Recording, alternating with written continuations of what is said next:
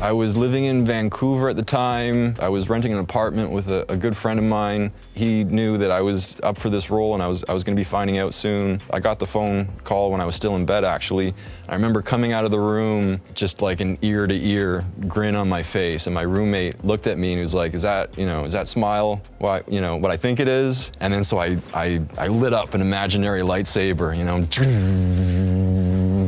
and immediately he got it. And then he ran over to his record player and he had a Star Wars soundtrack, and he put the Star Wars soundtrack on, and then he lit up his imaginary lightsaber, and we had a whole lightsaber battle as we were laughing and jumping all over the couch and apartment, and it was a very exciting time for me. Ewan's got a great sense of humor. He's a very funny man, keeps me laughing. We'll usually eat together. I've gotten to see him a couple of times outside of work since all of this. Getting to reconnect with him has been really nice.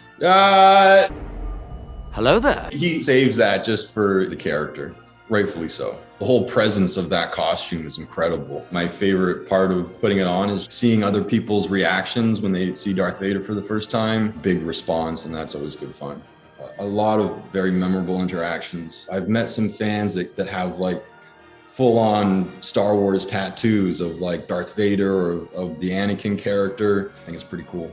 There's a big shift in the character, the physicality of Darth Vader. That obviously changes how we perceive Anakin or Darth Vader. Just a tremendous amount of change. And that's sort of part of the joy for me is getting to map out that character arc.